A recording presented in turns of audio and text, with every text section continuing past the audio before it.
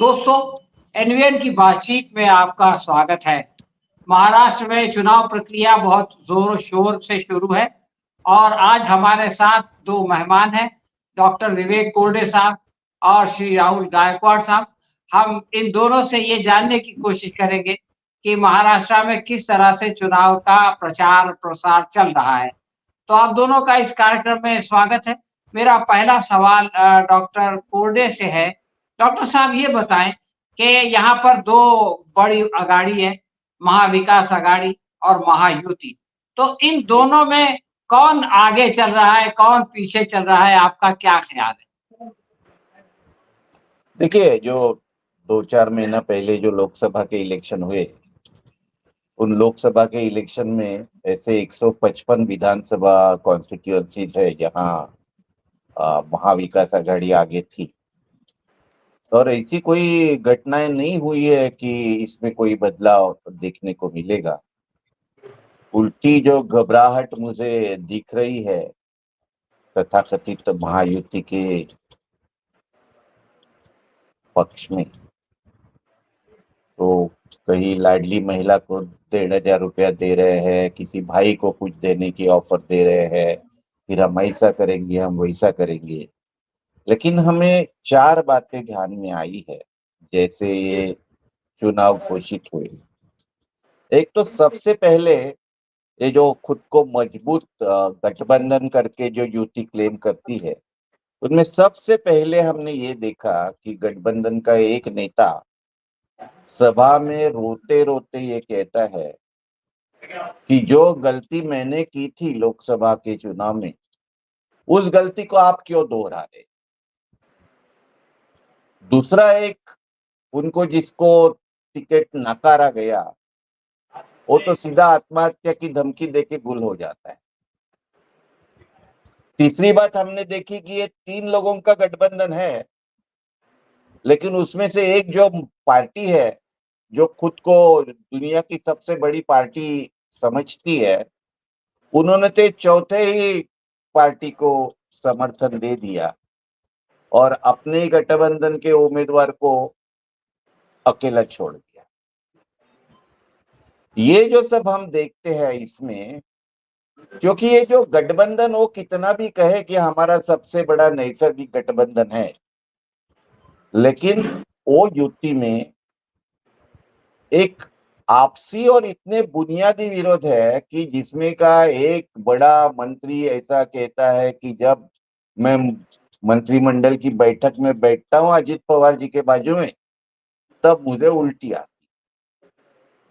और यही सब चीजें लेके ये लोगों के सामने गए हैं। तो ये लाडली बहना के 1,500 रुपया वगैरह ये सब बातें है ना, वो महाराष्ट्र पूरा भली भांति समझता है कि अपने जिसको दाजी कहते हैं हम, जिसको आप साला कहते हैं, तो दाजी के पैकेट से 5,000 रुपए निकाले और उसमें से 1,500 रुपए बहन को दे दिए। इस तरीके की उनकी नीति है।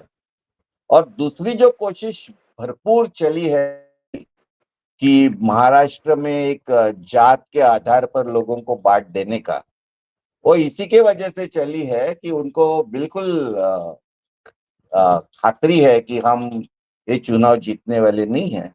तो जहां तक आपके सवाल का जवाब है, वो जवाब ये है कि इसमें महाआघाड़ी का गठबंधन भारी बहुमत से जीतेगा।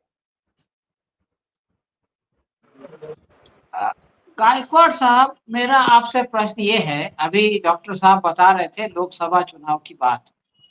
तो लोकसभा चुनाव के वक्त जो सबसे बड़ा मुद्दा था वो संविधान का था। लोग ये कह रहे थे कि अगर ये एनडीए वापस आ गया और इसको 400 सीट मिल गई तो ये लोग संविधान बदल देंगे और लोकशाही और लोकतंत्र खत्म हो जाएगा और इसी के साथ जो है वो फिर आइंदा चुनाव नहीं होंगे।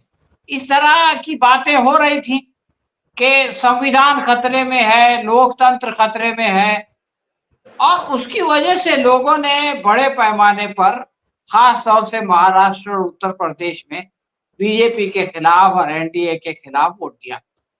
अब जो विधानसभा का चुनाव हो रहा है, इसके में संविधान का मसला नहीं आ सकता, इसलिए कि हमारा जो विधानसभा है, वो जो है संविधान को बदल नहीं सकती और ना लोकतंत्र को कुछ कर सकती है, क्योंकि ये सारी चीज़ों का संबंध केंद्र सरकार से। तो ये जब सबसे बड़ा मुद्दा गायब हो गया, तो आप क्या समझते हैं कि लोग जो है वो किस तरह उतने जोश और खरोश के साथ हिस्सा लेंगे जैसे कि लोकसभा के चुनाव में हिस्सा ले रहे थे? नमस्कार। संविधान का मुद्दा तो गायब नहीं होगा जब तक सेंटर में भाजपा है और कोई भी राज्य का चुनाव होगा, तब संविधान का मुद्दा तो जरूर रहेगा ही। लेकिन आप जानते हैं कि जिस तरह से संविधान और संविधान की परंपराओं का उल्लंघन करके उसको खत्म करके बीजेपी ने महाराष्ट्र में सरकार बनाई है, तो उसका गुस्सा है कि लोगों के बीच में बहुत है। दूसरी बात आप लोग जानते हैं कि महाराष्ट्र ये फुले शाहू अम्बेडकर छत्रपति महाराज की भूमि है और जैसे आजादी के बाद से हम लोग देखते हैं कि महाराष्ट्र की जो राजनीति है, महाराष्ट्र का जो संस्कृति है, महाराष्ट्र की जो मतलब संस्कृतियां है, राजकीय संस्कृति है, ये सब जो है कि बहुत साफ सुथरी है। उसको एक विचारधारा है, पुरोगामी विचारधारा के ऊपर वो खड़ी है। और ये पिछले ये सरकार जो बनी है, फडणवीस और शिंदे की सरकार जो बनी है, अजय दादा उसमें शामिल हो गए। ये सरकार जो है कि संविधान की तोड़फोड़ करके बनी है, घटना बाह्य ये सरकार है। अब ये सब चीज हो गई है, महाराष्ट्र के संस्कृति पे हमला हो गया है, महाराष्ट्र के राजनीति का कल्चर उसने खत्म कर दिया है। और ये जो बात है, ये महाराष्ट्र की जनता के मन में खल रही है। सत्ता विरोधी लहर महाराष्ट्र में बहुत है। इसलिए ये जो चुनाव है, इस मुद्दे पे हम लोग लड़ रहे हैं महाराष्ट्र में। और जनता ने, जैसे लोकसभा में जनता ने अपने हाथ में चुनाव मैदान में अपने हाथ सब कुछ बागडोर ली थी, वैसे ही ये चुनाव में भी जनता मैदान में ज्यादा है। दूसरी बात है, आप हर जगह जाओ कि जो सिविल सोसाइटी के लोग हैं, राजनीतिक पार्टी के सिवा भी जो सिविल सोसाइटी के लोग हैं, वो लोगों के हक के और अधिकार के लिए अधिक जागरूक है और वो लोग मैदान में हैं। ये बीजेपी और जो शिंदे सरकार है उसको रोकने के लिए घटना भाई, ये जो सिस्टम ये बीजेपी यहाँ देश में या महाराष्ट्र में राज्यों में ला रही है, उसको पूरे देश में लोग विरोध कर रहे हैं। और ये जो विरोध का जो है कि बागडोर जनता के हाथ में है। इसलिए ये जो चुनाव में, जैसे कोरडे साहब भी बोले, महाराष्ट्र की जो ये चुनाव जो है जो हो रहा है वो एक तरफा चुनाव है और एक तरफा चुनाव है और महाविकास आघाड़ी की जीत पक्की है उसमें। ये चीज भाजपा को भी मालूम थी, इसलिए वो चुनाव को टालने की कोशिश कर रही थी, है ना। लेकिन चुनाव हो रहे हैं और महाराष्ट्र में महाविकास आघाड़ी के फेवर में जो वातावरण है। लेकिन अगर ये जो है कि महाराष्ट्र में सीट बंटवारा का मैं एक थोड़ा खेद भी व्यक्त करता हूँ। महाराष्ट्र में अगर चुनाव बंटवारे में, सीट बंटवारे में कांग्रेस, राष्ट्रवादी, शरद पवार कांग्रेस, राष्ट्रवादी कांग्रेस और शिवसेना उद्धव ठाकरे की उबाटा, अगर वो लोग जो डावे कम्युनिस्ट और अम्बेडकरवादी पार्टी महाराष्ट्र में है, उनको अगर सही प्रतिनिधित्व देते थे तो महाराष्ट्र के चुनाव में समाजवादी जो आज 9 सीट लड़ रही है वो नहीं होता था 5 पे, मतलब समाजवादी पार्टी समझौता कर सकती थी। सीपीएम भी 1-2 सीट ज्यादा लड़ रही है, तो ये माहौल थोड़ा नहीं बनता।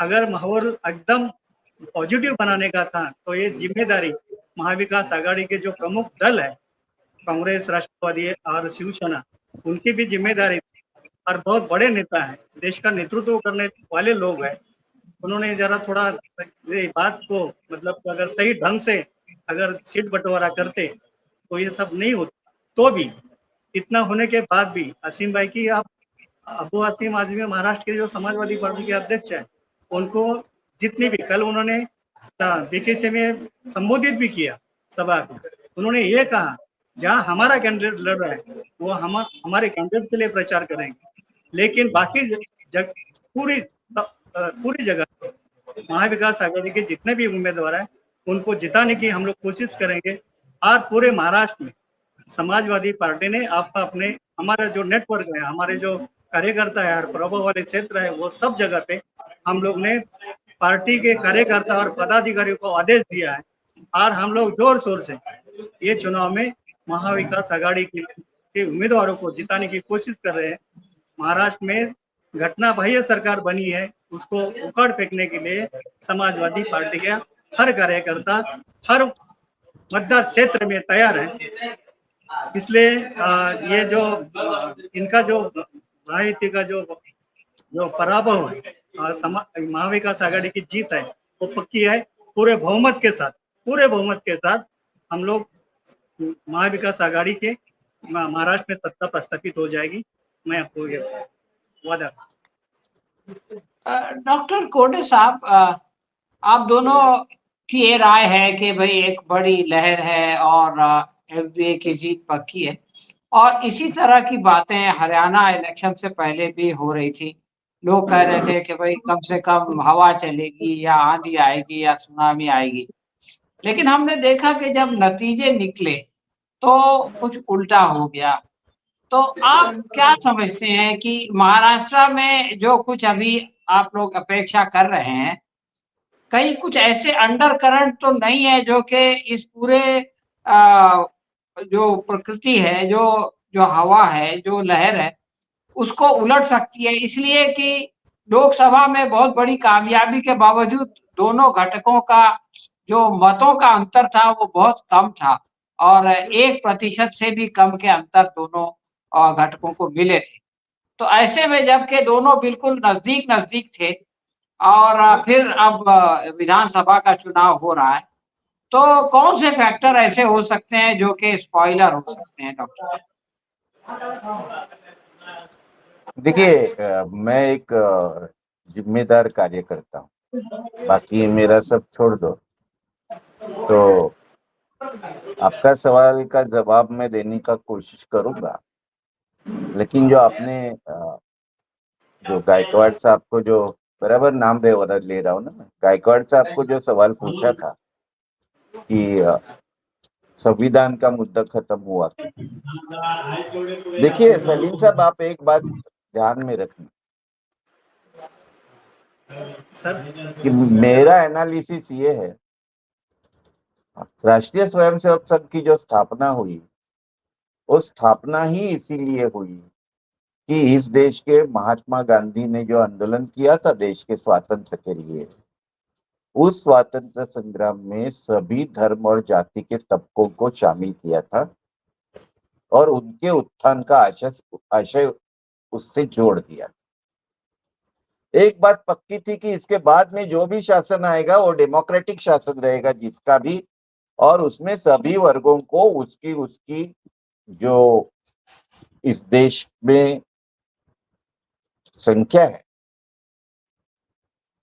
वो एक समान नागरिक बनेगा और यह चातुर्वर्ण्य व्यवस्था खत्म हो जाएगी। किसी एक जात का या वर्ण का उच्चाधिकार नहीं चलेगा। ये बात जब तय होती है तो आरएसएस की स्थापना होती है।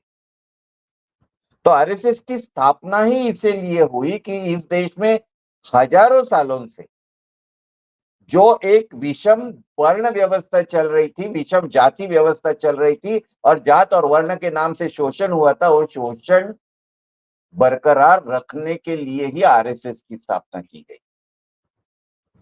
और हमारा संविधान सबको समान अधिकार देता है, समान नागरिकत्व देता है, और हमारा संविधान ये कहता है कि एक व्यक्ति एक मत और एक कीमत। और हमारा संविधान का उद्देश्य मैं ये समझता हूं कि एक व्यक्ति एक मत और एक कीमत, इससे हम एक व्यक्ति और एक कीमत की तरफ बढ़े। और इसी व्यवस्था को आरएसएस का विरोध है और इसीलिए आरएसएस की स्थापना हो गई। तो जब तक ये फैसिस्ट संगठन है तब तक संविधान का मुद्दा इस देश से नहीं जाएगा और इस देश की जनता इसको अभी समझ नहीं। अब आपका दूसरा सवाल रहा हरियाणा में ऐसा हुआ, इधर क्या होगा।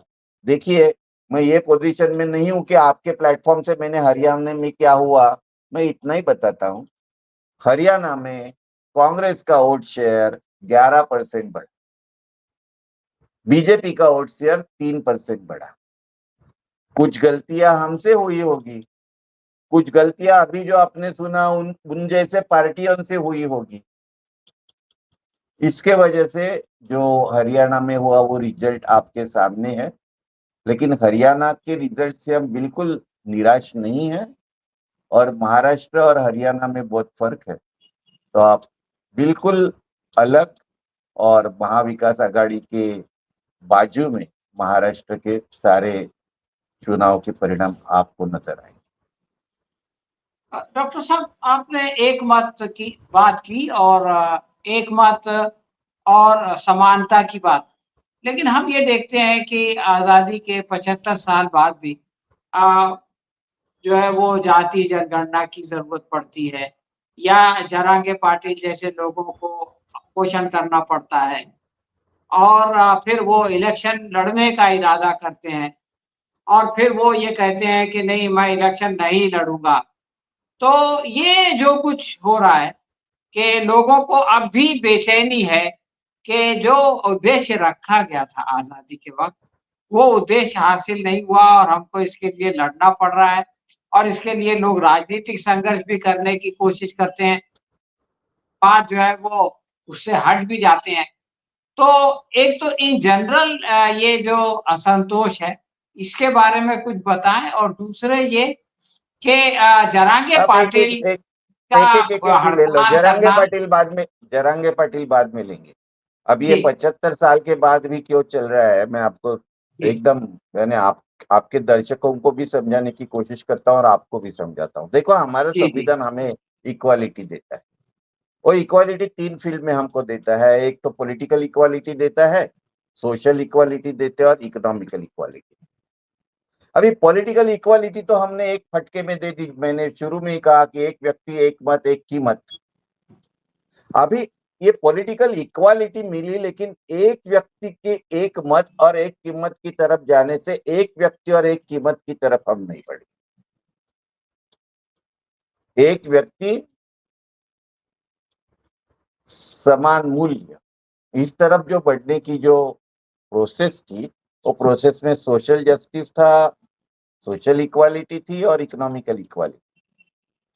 सोशल इक्वालिटी में भी आज हम बहुत पीछे हैं, और इकोनॉमिकल इक्वालिटी में तो ये गए 10-12 साल में जितने हम पिछड़ गए हैं ना, उतने मुझे नहीं लगता कि पूरे देश के इतिहास में हम इतनी डिस्पैरिटी इकोनॉमिक रिसोर्सेस के डिस्ट्रीब्यूशन में हुई हो। इसलिए बात ये है कि जब तक ये इक्वालिटी प्रस्तापित नहीं होती, तब तक संविधान का मुद्दा रहेगा।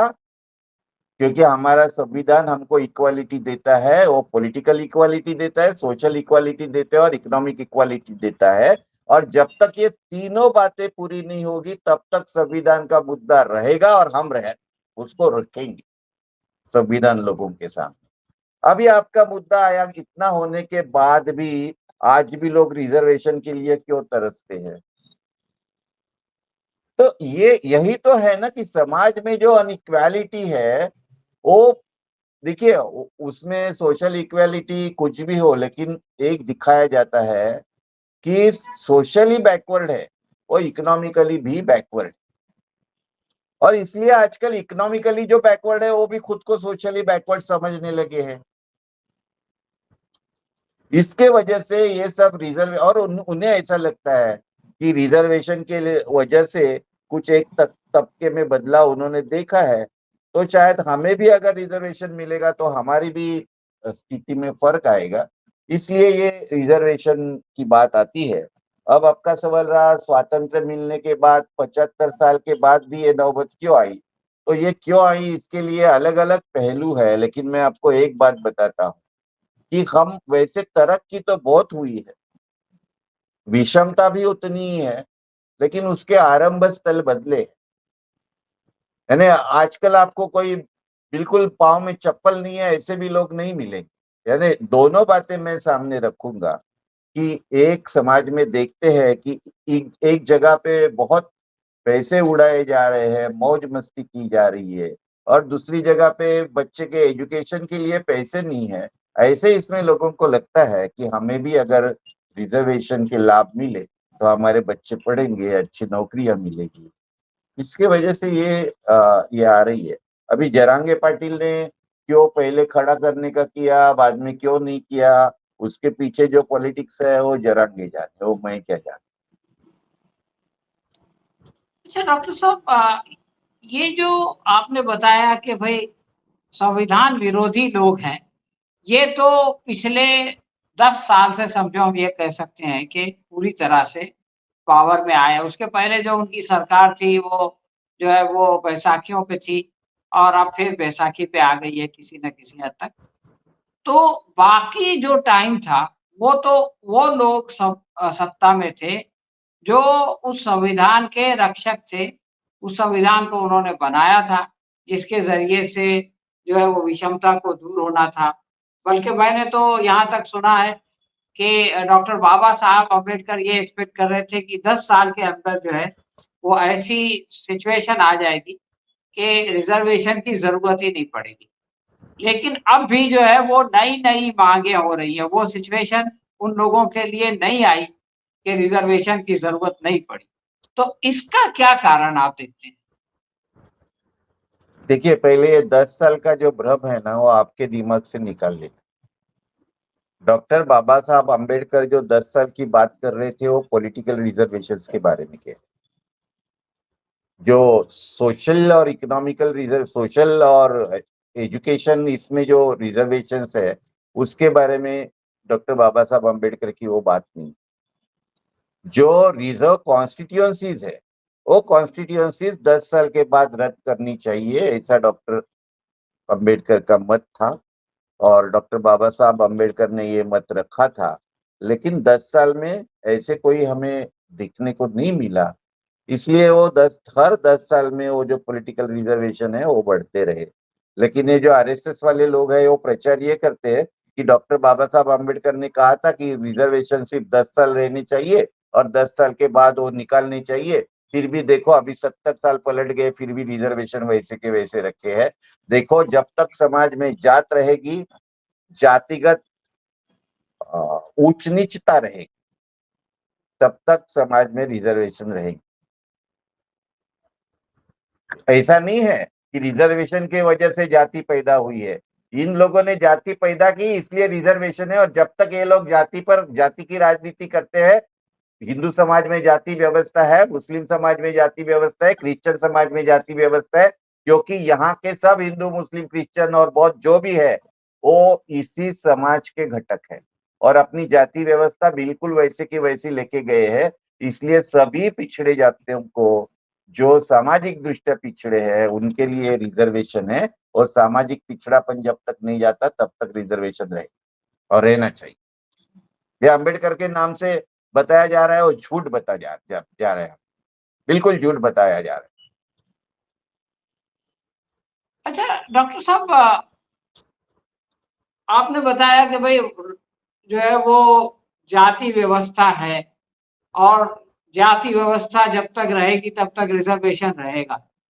यानी ये कि एक समय ऐसा आएगा कि जाति व्यवस्था भी खत्म हो जाएगी और रिज़र्वेशन भी खत्म हो जाएगा। तो लेकिन अगर इसीलिए आप तो जाति से इकोनॉमिक का फ़ायदा, अर्थव्यवस्था का फ़ायदा जोड़ दो, तो लोग तो जाति व्यवस्था को खत्म ही नहीं करेंगे। कल तक जो लोग ये बोलते थे कि भाई हम पिछड़े नहीं हैं, मतलब राजस्थान के गुर्जर या महाराष्ट्र के मराठा वगैरह, ये भी जो है वो आर्थिक फ़ायदे के लिए अपनी जाति का जो आइडेंटिटी है, उसको लेकर के आगे आ रहे हैं। तो ये 2 चीज़ें जो एक-दूसरे के खिलाफ चल रही हैं। एक तरफ जाति व्यवस्था की समाप्ति की बात और दूसरी तरफ जाति से कैसे ज़रिए से आर्थिक फ़ायदा उठाने की बात।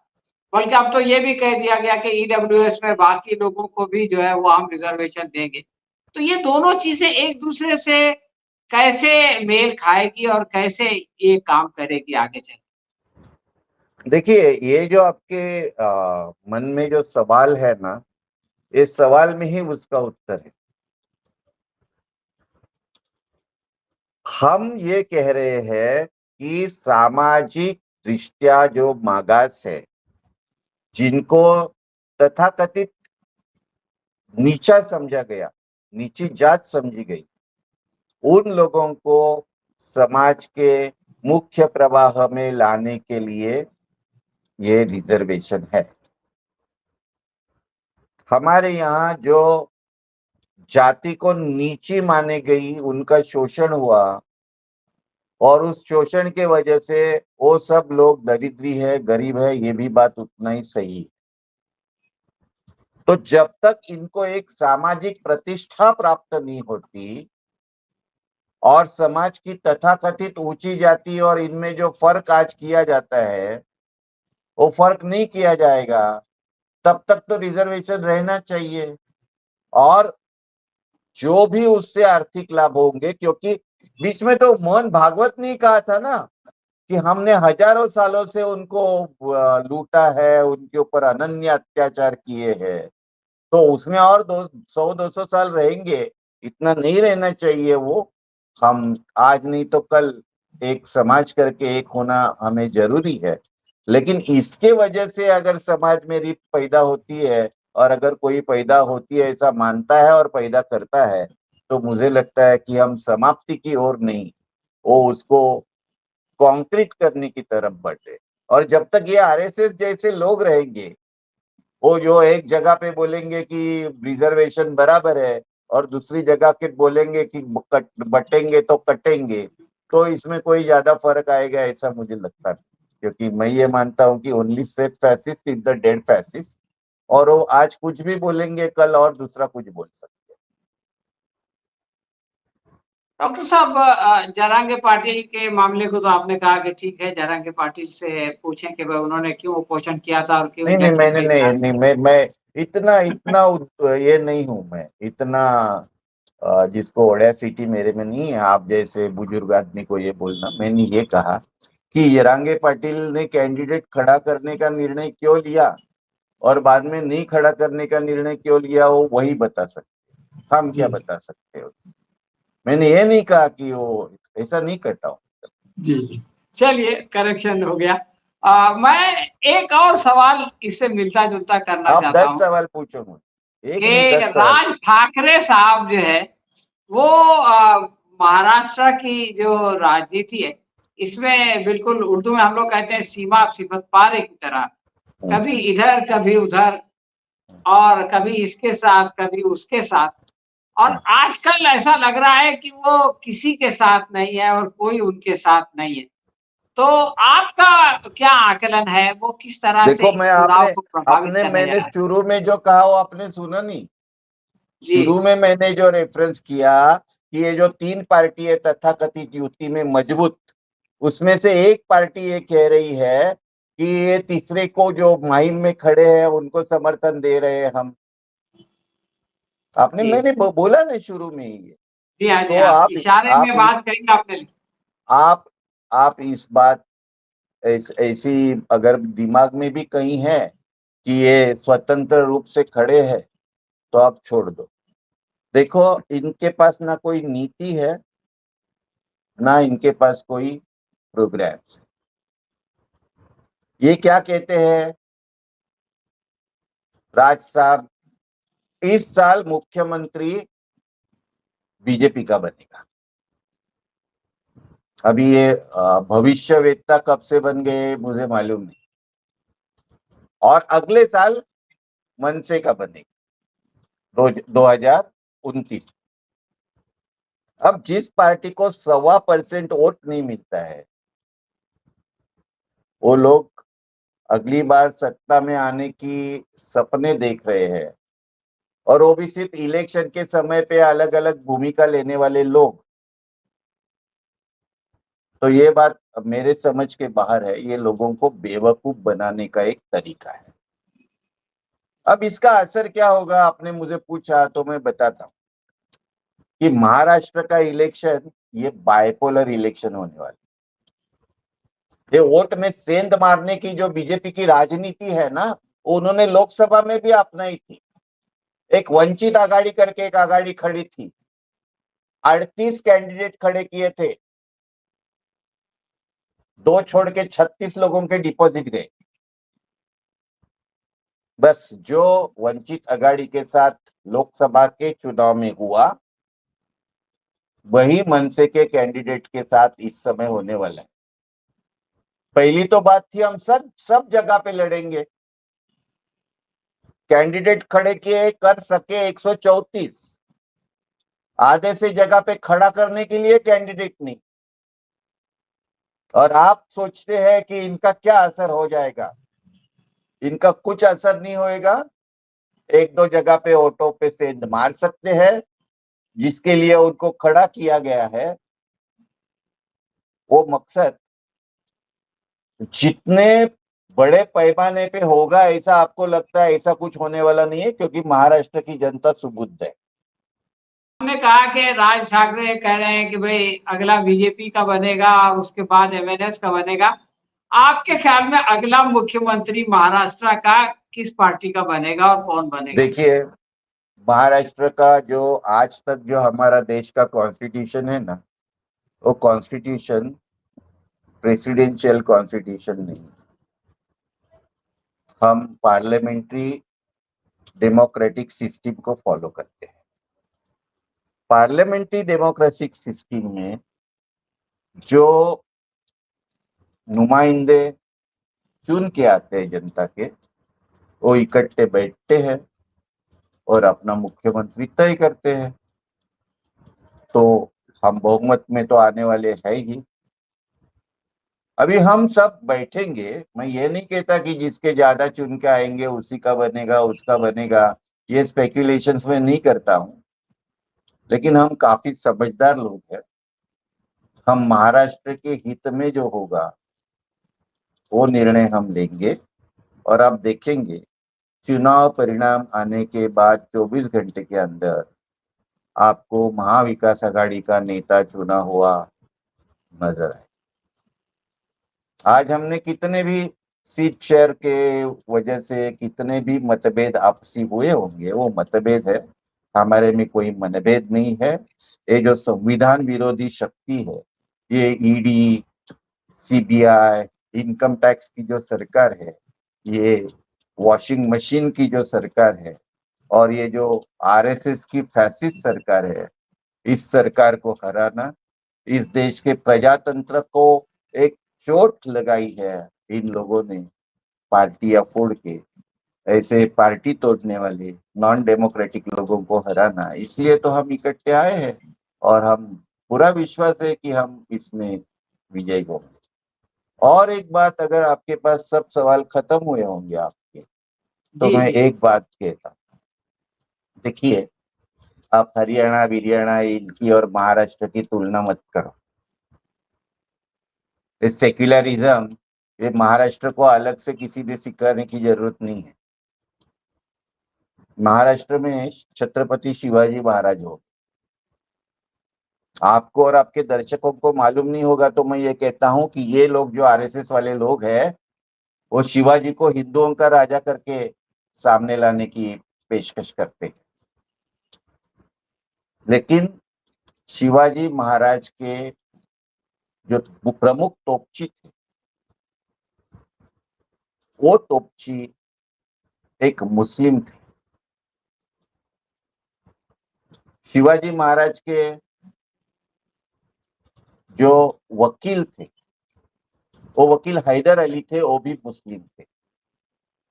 और शिवाजी महाराज के जो अंगरक्षक थे, बॉडीगार्ड थे, एक बॉडीगार्ड, उनका नाम मदारी मेहतर था और वो भी मुस्लिम। शिवाजी महाराज ने हिंदू सैनिकों को पूजा करने के लिए उनकी राजधानी जो रायगढ़ थी, वहां रोहिडेश्वर का मंदिर बनाया। और जो मुस्लिम सैन्य था उनको नमाज पढ़ने के लिए उसी के सामने मस्जिद बनाई। शिवाजी महाराज सबसे हिंदू धर्म के एक अच्छे फॉलोअर थे।